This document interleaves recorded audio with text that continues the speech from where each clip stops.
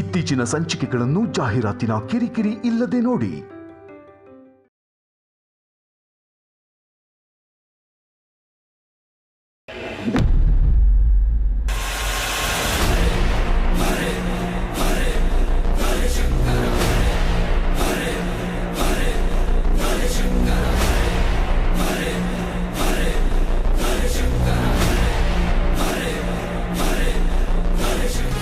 ನಿನ್ನ ಅಪ್ಪನಾಗಿ ನಾನು ಹೇಳ್ತಾ ಇದ್ದೀನಿ, ನಾಳೆನೇ ಪಾರ್ವತಿನ ಹಾಸ್ಪಿಟಲ್ ಕರ್ಕೊಂಡು ಹೋಗ್ಬೇಕು. ತಗೊಳ್ಳಿ.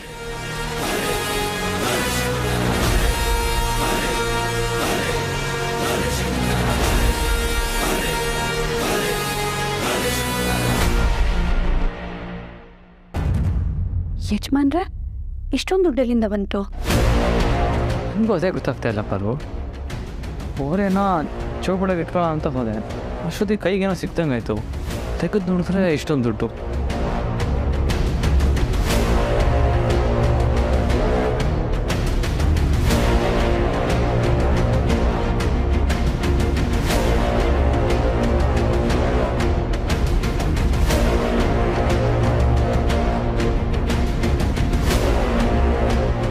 ಸಾರ್ಥಿ, ಬರ್ತಂದ್ರೆ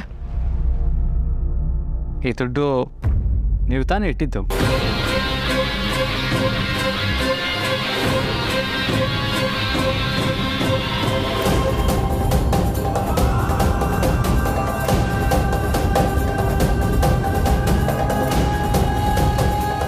ಮತ್ತು ನೀವು ಅಪ್ಪವ್ರಿಗೆ ಫೋನ್ ಮಾಡಿದ್ದು, ಆಸ್ಪತ್ರೆಗೆ ಹೋಗ್ಬೇಕು ಅಂತ ಮಾತಾಡ್ಕೊಂಡಿದ್ದು ಎಲ್ಲ ಕೇಳಿಸ್ಕೊಂಡೆ. ಹಣ ಹೊಂದ್ಸೋದಕ್ಕೆ ರಾತ್ರಿ ಪೂರ ಆಟೋ ಓಡಿಸ್ತೀನಿ ಅಂದಾಗ ನನಗೆ ಅಳುನೇ ಬಂದಂಗೆ ಆಗೋಯ್ತು. ದೊಡ್ಡ ಯಜಮಾನ್ರೆ, ರಾಜನ್ ಥರ ಬದುಕಿದವರು ಸೇನಾಧಿಪತಿಗೆ ಗುಡಿಸ್ಲಿಕ್ಕೆ ಬಂದು ಬಾಳ್ತಿದ್ದೀರಾ. ಶ್ರೀಮಂತಿಗೆ ಇಲ್ಲ, ಆಳು ಕಾಲಿಲ್ಲ. ಆದರೂ ಹೊತ್ತೊತ್ತಿಗೆ ಗಂಜಿಗೆ ಅಂಬ್ಲಿ ಕುಡ್ಕೊಂಡು ಕಣ್ಣು ತುಂಬ ನಿದ್ದೆ ಮಾಡೋ ಸ್ಥಿತಿಲಿದ್ವಿ. ಅದಕ್ಕೆ ತೊಂದರೆ ಇರಲಿಲ್ಲ. ಆದರೆ ಈಗ ಕಣ್ಣು ತುಂಬ ನಿದ್ದೆ ಮಾಡೋದು ಕಷ್ಟ ಆಗೋಯ್ತಲ್ಲ ಅಂತ ಬೇಜಾರಾಗೋಯ್ತು ದೊಡ್ಡ ಯಜಮಾನ್ರೆ. ಆ ಕ್ಷಣನೇ ಹೋಗಿ ಹಣದ ವ್ಯವಸ್ಥೆ ಮಾಡ್ಕೊಂಬಂದೆ. ಅಷ್ಟರಲ್ಲಿ ನೀವು ರಾತ್ರಿಯೆಲ್ಲ ಆಟೋ ಓಡಿಸೋ ನಿರ್ಧಾರನ ಬದಲಾಯಿಸಿದ್ರಿ. ಆಮೇಲೆ ಪಾರ್ವತಿ ಕಿವಿ ನೋಡಿದ್ರೆ ಓಲೆ ಕಾಣಿಸ್ಲಿಲ್ಲ. ಎಲ್ಲ ಅರ್ಥ ಆಯಿತು ನನಗೆ. ಹಣ ನಿಮ್ಮ ಕೈಗೆ ಕೊಡೋಣ ಅಂತ ಅಂದ್ಕೊಂಡೆ, ಆದರೆ ನಿಮ್ಮ ಕೈಗೆ ಕೊಟ್ಟ ಅಭ್ಯಾಸನೇ ಹೊರತು ತಗೊಂಡ ಅಭ್ಯಾಸನೇ ಇಲ್ವಲ್ಲ. ಅದಕ್ಕೆ ದುಡ್ಡನ್ನ ನಿಮ್ಮ ಷಡ್ಜೋಗಳಿಗಿಟ್ಟೆ. ದಯವಿಟ್ಟು ಬೇಡ ಅಂತ ಮಾತ್ರ ಹೇಳಬೇಡಿ.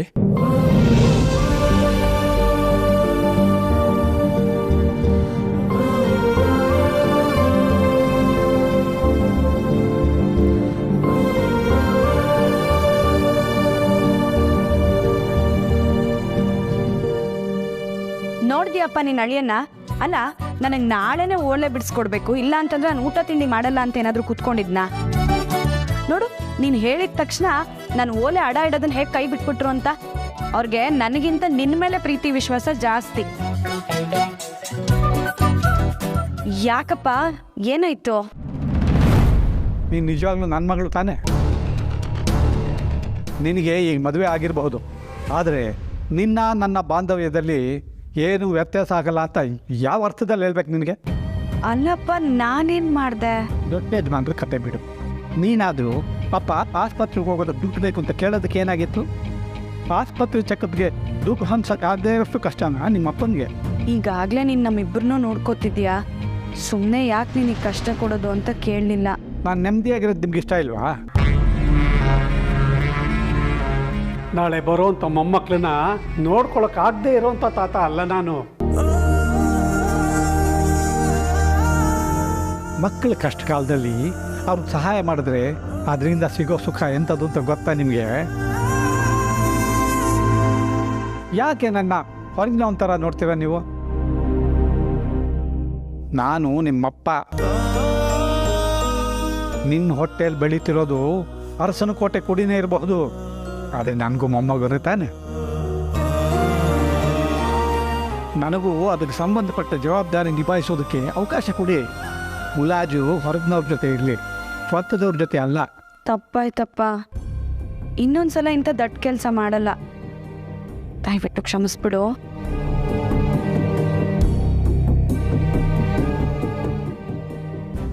ಏನೋ ದೊಡ್ಡ ಯಜಮಾನ್ರ ಮುಖ ನೋಡಿಕೊಂಡು ಕ್ಷಮಿಸಿದ್ದೀನಿ. ಇನ್ನೊಂದು ಸತಿ ಹೀಗೆಲ್ಲ ಮಾಡಿದ್ರೆ ಅಷ್ಟೇ ಕತೆ. ನನ್ನ ಮೊಮ್ಮಗು ಹುಟ್ಟಿದ ಮೇಲೆ 3 ಹೊತ್ತು ನನ್ನ ಭುಜದ ಮೇಲೆ ಹೊತ್ಕೊಂಡು ಹೊಡೆದಾಡ್ಬಿಡ್ತೀನಿ. ನಿನ್ನ ಕೈ ಕೊಡೋದೇ ಇಲ್ಲ.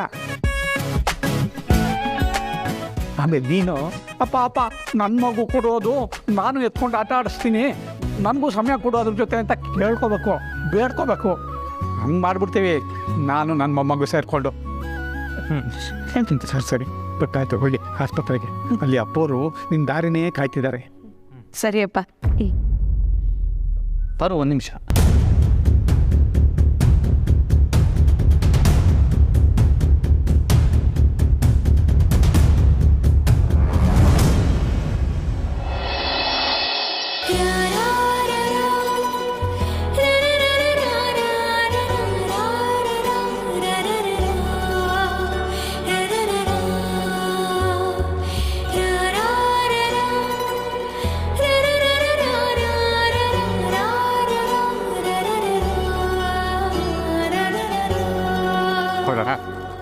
ಸಾತಿ, ಹೋಗಿ ಬರ್ತೀನಿ. ಬರ್ತೀವಪ್ಪ.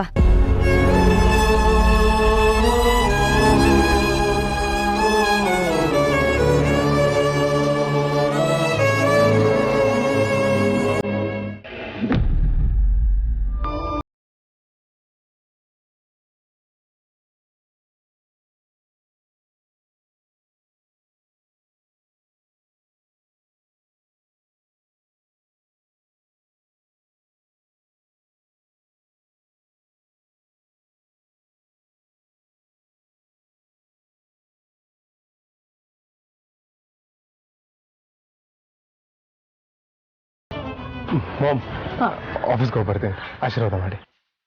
ಹೋಗ್ಬಪ್ಪ, ಒಳ್ಳೇದಾಗ್ಲಿ. ಸರಿ ಮಾಮ್.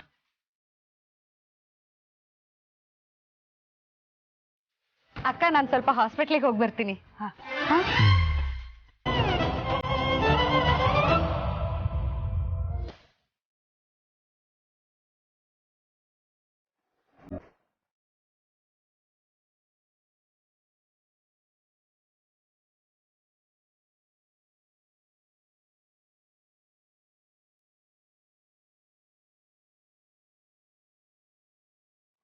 ಬ್ರೋ, ಆಶೀರ್ವಾದ ಮಾಡು. ಏನು ಮಾಡ್ತಾ ಇದೀಯಾ ಬ್ರೋ? ನೀನಿಲ್ಲಿದ್ದಾಗ ಪ್ರತಿದಿನ ಆಫೀಸ್ಗೆ ಹೋಗ್ಬೇಕಾದ್ರೆ ಡ್ಯಾಡ್ ಮಾಮ್ಗೆ ನಮಸ್ಕಾರ ಮಾಡಿ ಹೋಗ್ತಿರ್ಲಿಲ್ವಾ? ಇದೆಲ್ಲ ನಿನ್ನಿಂದನೇ ಕಲಿಸಿರೋದು.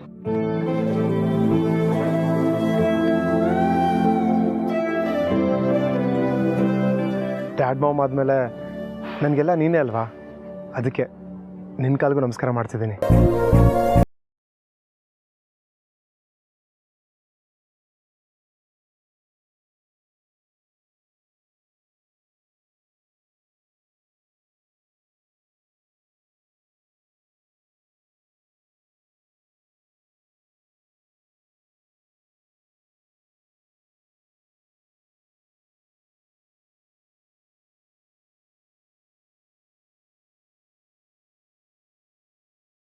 ಇಲ್ಲ ಪ್ರೀತು, ಹಾಸ್ಪಿಟಲಿಗೆ ಕರ್ಕೊಂಡು ಹೋಗ್ತಾ ಇದ್ದೀನಿ. ಯಾಕೆ, ಏನಾಯ್ತು? ಅಯ್ಯೋ, ಗಾಬರಿ ಆಗೋವಂಥದ್ದೇನೂ ಇಲ್ಲ. ಒಂದ್ಸಲ ಪರೀಕ್ಷೆ ಮಾಡಿಸ್ಕೊಂಡು ಬನ್ನಿ ಅಂತ ಮಾವನವ್ರ ಅಪ್ಪಣೆ ಆಗಿದೆ, ಅದಕ್ಕೆ ಹೋಗ್ತಾ ಇದ್ದೀವಿ.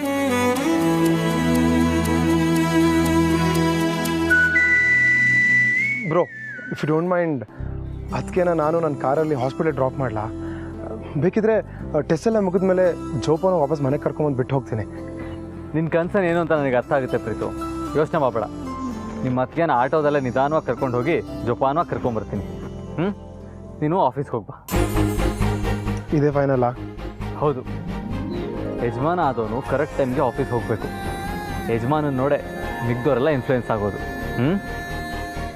ಸರಿ ಬ್ರೋ, ಬಾಯ್. ಅದಕ್ಕೆ ಬಾಯ್.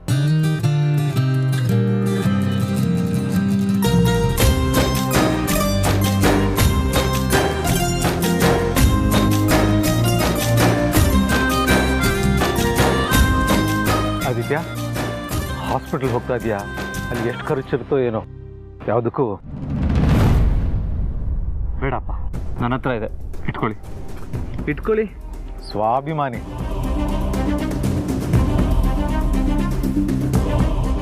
ಓಕೆ, ಜೋಪಾನ ಹೋಗ್ಬಾ.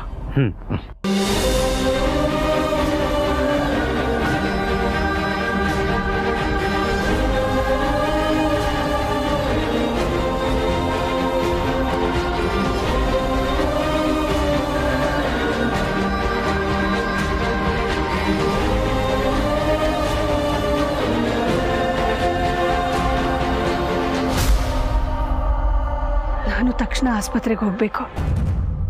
ಪಾರ್ವತಿ ಹೊಟ್ಟೆಲ್ ಬೆಳಿತಿರೋ ನಮ್ಮ ವಂಶದ ಕುಡಿ ಚಿತ್ರನ ನಾನು ಕಣ್ಣಾರೆ ನೋಡ್ಬೇಕು. ಆದ್ರೆ ಎಲ್ಲರೂ ನನ್ನಿಂದ ಈ ವಿಷಯ ಮುಚ್ಚಿಡ್ತಾ ಇದ್ದಾರೆ. ಯಾರಿಗೂ ಗೊತ್ತಾಗದೆ ಇರೋ ಹಾಗೆ ಪಾರ್ವತಿ ಹೊಟ್ಟೆಲಿರೋ ಮಗುವಿನ ಚಿತ್ರನ, ಅದ್ರ ಹಾರ್ಟ್ ಬೀಟನ್ನ ನಾನು ಕೇಳಿಸ್ಕೋಬೇಕು.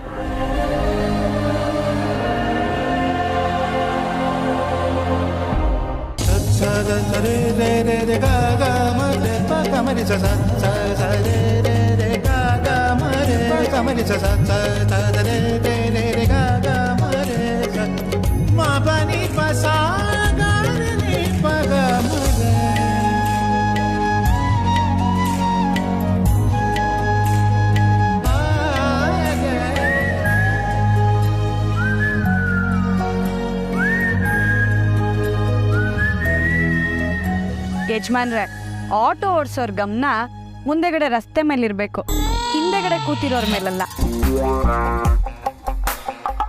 ನಿಮ್ಗೆ ನಾನ್ ಹೇಳಿದ್ರೆ ಅರ್ಥ ಆಗಲ್ಲ. ಇರಿ, ನಮ್ಮ ಮಾವನವ್ರಿಗೆ ಹೇಳ್ತೀನಿ. ಅಯ್ಯೋಪ್ಪ, ಅಪ್ಪಂಗ ಅದು ಒಂದು ಕೆಲಸ ಮಾಡ್ಬಿಡಪ್ಪಾರು. ಆಮೇಲೆ ನಿಮ್ಮ ಮಾವ ಅನ್ಸ್ಕೊಂಡಿರೋ ನಮ್ಮಪ್ಪ ಏನೋ ಕತ್ತೆ ಬಿಡುವ ನನ್ನ ಸೊಸೆನ ಸೇಫಾಗಿ ಕರ್ಕೊಂಡ್ಬರ್ತೀನಿ ಅಂದನು ಈ ರೀತಿ ಮಾಡ್ತೀನಿ ಅಂತ ಕ್ಲಾಸ್ ತಗೋತಾರೆ. ಇನ್ನು ನಿನ್ನ ಮೈದ್ನಾಗ ಏನಾದರೂ ಇದು ಗೊತ್ತಾಯಿದ್ರೆ ಮುಗೀತು ನನ್ನ ಕತೆ. ನಾನು ಹೇಳಿದ್ದೆ ನಿನಗೆ ಆಟೋದಲ್ಲಿ ಕರ್ಕೊಂಡು ಹೋಗ್ಬೇಡ, ನಾನು ಕಾರಲ್ಲಿ ಕರ್ಕೊಂಡು ಹೋಗ್ತೀನಿ ಅಂತ. ಆದರೂ ನೀನು ಕೇಳಿಲ್ಲ, ಹಂಗೆ ಕರ್ಕೊಂಡೋದೆ. ಇವಾಗ ನೋಡ್ರೆ ರೋಡ್ ಮೇಲೆ ಗಮನನೇ ಇರಲಿಲ್ವಂತೆ ಅಂತ ಅಣ್ಣ ಅದನ್ನು ಮರ್ತು ಬೈತಾನೆ ನನಗೆ. ನಿಮ್ಮ ಮಾವ ನಿನ್ನ ಮೈದನ ಸವಾಸನೇ ಬೇಡ. ನಾನು ಹಾಸ್ಪಿಟಲ್ಗೆ ಹೋಗೋವರೆಗೂ ತಿರುಗು ನೋಡಲ್ಲ. ನಾನಾಯಿತು, ನನ್ನ ಆಟೋ ಆಯಿತು, ರಸ್ತೆ ಆಯಿತು, ಟ್ರಾಫಿಕ್ ಆಯಿತು ಅಂತ ಹೋಗ್ತಾ ಇರ್ತೀನಿ. ಸರಿನಾ?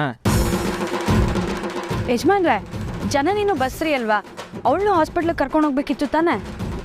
ಪಾರು, ನಿನ್ನ ಹಾಸ್ಪಿಟಲಿಗೆ ಕರ್ಕೊಂಡು ಹೋಗು ಅಂತ ಹೇಳಿರೋ ಅಪ್ಪಂಗೆ ಜನನ ಕರ್ಕೊಂಡು ಹೋಗ್ಬೇಕು ಅಂತ ಗೊತ್ತಿರಲ್ವಾ?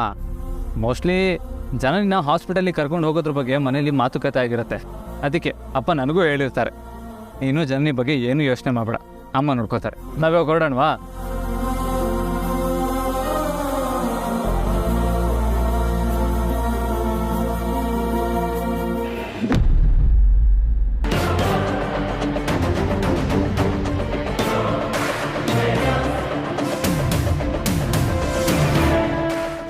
ಹೊರಡೋಣ. ಆಹಾ, ನನ್ನ ದೃಷ್ಟಿನೇ ತಾಗೋ ಥರ ಇದೆ. ಹೊರಡೋಣಮ್ಮ. ಏನಿದು ಅತ್ತೆ ಸೊಸೆ ಸವಾರಿ ಎಲ್ಲೋ ಹೊರಟಿರೋ ಹಾಗಿದೆ? ಹೋಗ್ತಿರೋದು ಹಾಸ್ಪಿಟ್ಲಿಗೆ ಅಂತ ಹೇಳಿದ್ರೆ ರಘು ಖಂಡಿತ ಕಾನ್ಷಿಯಸ್ ಆಗ್ತಾರೆ. ಪಾರ್ವತಿ ಪ್ರೆಗ್ನೆನ್ಸಿ ನನಗೆ ಗೊತ್ತಾಗ್ಬಿಟ್ರೆ ಕಷ್ಟ ಅಂತ ನಮ್ಮನ್ನು ಹೋಗಕ್ಕೆ ಬಿಡದೇ ಇರ್ಬೋದು. ಇಲ್ಲ, ಆದಿ ಪಾರ್ವತಿನೇ ಇವತ್ತು ಆಸ್ಪತ್ರೆಗೆ ಹೋಗೋದನ್ನು ತಡಿಬೋದು. ಬೇರೆ ಏನಾದರೂ ರೀಸನ್ ಕೊಡಬೇಕು. ಅಖಿಲ, ನಿನ್ನೆ ಕೇಳಿದ್ದು ದೇವಸ್ಥಾನಕ್ಕೆ ಜನನಿನ್ ಕರ್ಕೊಂಡು ದೇವಸ್ಥಾನಕ್ಕೆ ಹೋಗಿ ಬರೋಣ ಅಂತಿದ್ದೀನಿ. ಓ ಹೌದಾ? ಮತ್ತೆ ನನಗೆ ಒಂದು ಮಾತು ಹೇಳಿಲ್ಲ. ಸರಿ ಇರು, ನಾನು ಹೋಗಿ ರೆಡಿಯಾಗಿ ಬರ್ತೀನಿ. ಅಯ್ಯೋ ಬೇಡ ರಘು.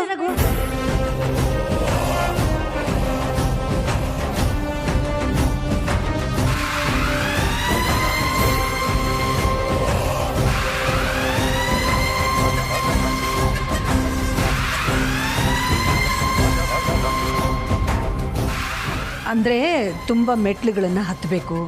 ನಿಮಗೆ ಮಂಡಿ ನೋವಿದೆಯಲ್ಲ, ಅದಕ್ಕೆ ನಿಮ್ಮ ಆರೋಗ್ಯ ದೃಷ್ಟಿಯಿಂದ ಹೇಳಿದೆ. ಅಲ್ಲ ಜನನಿ ಬಸ್ರಿ, ಅವಳು ಅಷ್ಟೊಂದು ಮೆಟ್ಲು ಹತ್ಬೋದಾ? ನಾನು ಜನನಿನ ಜೋಪಾನವಾಗಿ ಕರ್ಕೊಂಡು ಹೋಗಿ ಬರ್ತೀನಿ. ನಾನು ಮೆಟ್ಲು ಹತ್ಬೋದು ಅಂದರೆ ಪಾಪ ಮಾವನೂ ಬರ್ಬೋದಲ್ವ ಅತ್ತೆ? ಅಯ್ಯೋ ಇದೊಳ್ಳೆ ಕಥೆ ಆಯ್ತಲ್ಲ ಮಾವ ಸೊಸೆದು. ನಾನೇನು ಬೇಕಂತಾನೆ ನಿಮ್ಮ ಮಾವನ್ನ ಅವಾಯ್ಡ್ ಮಾಡ್ತಿದ್ದೀನಿ ಅನ್ನೋ ಥರ ಮಾತಾಡ್ತಿದೀಯಾ? ಅಯ್ಯೋ ಅಖಿಲ, ಪಾಪ ಅವಳು ಹಾಗೆಲ್ಲ ಹೇಳಿದ್ದು. ಮೊದಲು ನಾನು ಏನು ಹೇಳ್ತಿದ್ದೀನೋ ಅದನ್ನು ನೀವು ಅರ್ಥ ಮಾಡ್ಕೊಳ್ಳಿ. ಅಯ್ಯೋ ಅಖಿಲ, ಪಾಪ ಅವಳು ಹಾಗೆಲ್ಲ ಹೇಳಿದ್ದು. ಮೊದಲು ನಾನು ಹೇಳೋದನ್ನ ನೀವಿಬ್ರು ಅರ್ಥ ಮಾಡ್ಕೊಳ್ಳಿ. ಜನನಿ ಒಬ್ಬಳೇ ಆದರೆ ನಾನು ನಿಭಾಯಿಸ್ಬಿಡ್ಬೋದು. ನೀವು ಬಂದರೆ ನಿಮ್ಮ ಕಡೆಗೂ ಗಮನ ಕೊಡಬೇಕು, ಅವಳನ್ನು ನೋಡ್ಕೋಬೇಕು. ಅದು ಕಷ್ಟ ಆಗುತ್ತೆ ರಘು. ಇವತ್ತು ಜನನಿನ ದೇವಸ್ಥಾನಕ್ಕೆ ಕರ್ಕೊಂಡು ಹೋಗೋದು ಅನಿವಾರ್ಯ. ಪ್ರೀತುನು ಮನೇಲಿದ್ದಾಗ ಇನ್ನೊಂದ್ಸಲ ಎಲ್ಲರೂ ಒಟ್ಟಿಗೆ ದೇವಸ್ಥಾನಕ್ಕೆ ಹೋಗಿ ಬರೋಣ, ಆಯ್ತಾ? ಬೇಜಾರು ಮಾಡ್ಕೋಬೇಡಿ. ನಡಿಯಮ್ಮ, ಹೋಗೋಣ.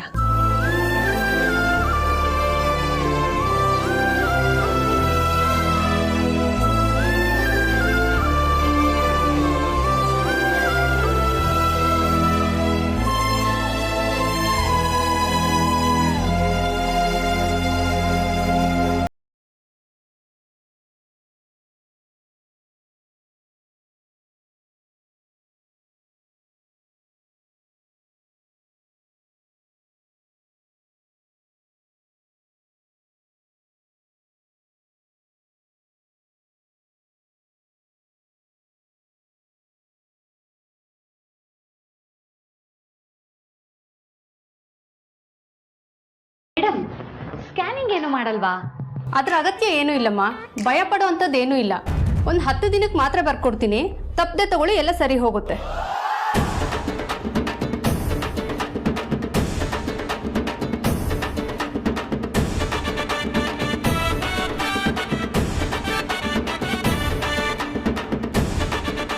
ನೀವು ನಿಜವಾಗ್ಲೂ MBBS ಪರೀಕ್ಷೆನ ಬರೆದು ಪಾಸ್ ಆಗಿದ್ದೀರಾ? ವಾಟ್? ಮತ್ತೆ ಯಾಕೆ ನನಗೆ ಗ್ಯಾಸ್ಟ್ರಿಕ್ಕು ಈ ಪಿತ್ತದ ಮಾತ್ರನ ಬರ್ಕೊಟ್ಟಿದ್ದೀರಾ? ಪಿತ್ತ ಗ್ಯಾಸ್ಟ್ರಿಕ್ ಆಗಿರೋರಿಗೆ ಅದೇ ಮಾತ್ರೆ ತಾನೇ ಕೊಡ್ತಾರೆ. ಪಿತ್ತ ಗ್ಯಾಸ್ಟ್ರಿಕ್ಕಾ? ರೀ ಡಾಕ್ಟ್ರೇ, ನಾನು ಪ್ರೆಗ್ನೆಂಟು. ಈಗಷ್ಟೇ 2 ತುಂಬಿ 3ಕ್ಕೆ ಬಿದ್ದಿದೆ. ಬಸ್ರಿ ಹೆಂಗಸ್ನ ಮುಂದೆ ಕೂರಿಸ್ಕೊಂಡು ಪಿತ್ತ ಗ್ಯಾಸ್ಟ್ರಿಕ್ ಆಗಿದೆ ಅಂತ ಮಾತ್ರೆ ಬರ್ಕೊಡ್ತಾ ಇದ್ದೀರಲ್ಲ ನೀವು. ಎಷ್ಟು ಫೀಲ್ ಆಗ್ತಿದೆ ಗೊತ್ತಾ ನನಗೆ. 2 ತಿಂಗಳು ಹಿಂದೆ ತುಂಬ ವಾಂತಿ ಆಗ್ತಾ ಇತ್ತು. ನಿಮ್ಮ ಹಾಸ್ಪಿಟ್ಲಿಗೆ ಬಂದು ಚೆಕಪ್ ಮಾಡಿಸಿದ್ದೀನಿ. ನಿಮ್ಮ ಡಾಕ್ಟ್ರೇ ಹೇಳಿದ್ದಾರೆ ನಾನು ಪ್ರೆಗ್ನೆಂಟ್ ಅಂತ. ಅದು ಅಲ್ಲದೆ ನನ್ನ ಫೋನಿಗೆ ರಿಪೋರ್ಟ್ ಬೇರೆ ಕಳಿಸಿದ್ದಾರೆ ನೋಡಿ.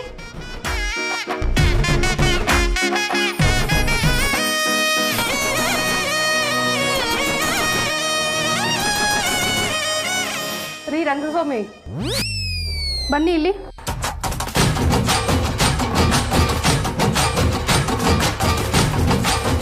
ಮೇಡಮ್ ಬರೋಕ್ಕೆ ಹೇಳಿದ್ರೆ. ಇವರು ಲಾಸ್ಟ್ ಟೈಮ್ ಯಾವಾಗ ಚೆಕಪ್ಗೆ ಬಂದಿದ್ರು, ಇವ್ರಿಗೆ ಏನು ರಿಪೋರ್ಟ್ ಕೊಟ್ಟಿದ್ದೀರಾ ಅಂತ ಒಂದ್ಸಲ ಕ್ರಾಸ್ ಚೆಕ್ ಮಾಡಿಕೊಂಡು ರಿಪೋರ್ಟ್ ತನ್ನಿ. ಸರಿ ಮೇಡಮ್. ಮೇಡಮ್, ಬೇಕಾದರೆ ನೋಡ್ತಾ ಇರಿ, ನಾನು ನಿಜವಾಗ್ಲೂ ಪ್ರೆಗ್ನೆಂಟೇ.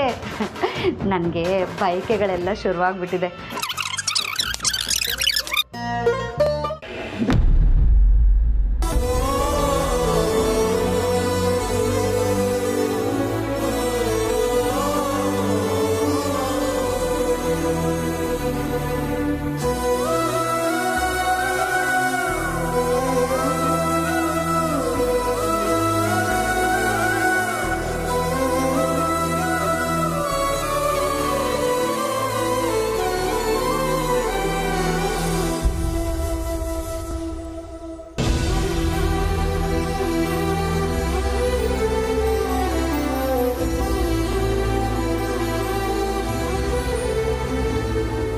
ಮನೇಲಿ ದೇವಸ್ಥಾನಕ್ಕೆ ಅಂತ ಹೇಳಿ ಜನನಿನ ಕರ್ಕೊಂಡು ಬಂದಿರೋದು, ಈಗ ಹಾಸ್ಪಿಟಲ್ಗೆ ಹೋಗ್ತಿದ್ದೀವಿ ಅಂತ ಹೇಗೆ ಹೇಳೋದು?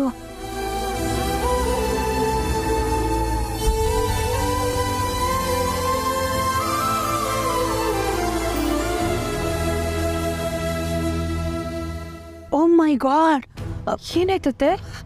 ಅದು ಇವತ್ತು ನಿನ್ನನ್ನು ಹಾಸ್ಪಿಟ್ಲಿಗೆ ಕರ್ಕೊಂಡು ಹೋಗಿ ಸ್ಕ್ಯಾನಿಂಗ್ ಎಲ್ಲ ಮಾಡಿಸ್ಬೇಕಾಗಿತ್ತಮ್ಮ. ನಾನು ಮರ್ತೇ ಬಿಟ್ಟಿದ್ದೆ. ಜಯ ಮೆಸೇಜ್ ಮಾಡಿದ್ದಾಳೆ. ಅವಳು ಮೆಸೇಜ್ ನೋಡಿದ್ಮೇಲೆ ನನಗೆ ಜ್ಞಾಪಕಕ್ಕೆ ಬಂದಿದ್ದು. ಛೇ, ಎಂಥ ಕೆಲಸ ಆಗೋಯ್ತು. ಅದಕ್ಕೆ ಯಾಕೆ ಇಷ್ಟೊಂದು ಫೀಲ್ ಆಗ್ತಿದ್ದೀರಾ? ಫೀಲ್ ಮಾಡ್ಕೊಳ್ದೆ ಇರೋಕ್ಕಾಗತ್ತೇನಮ್ಮ?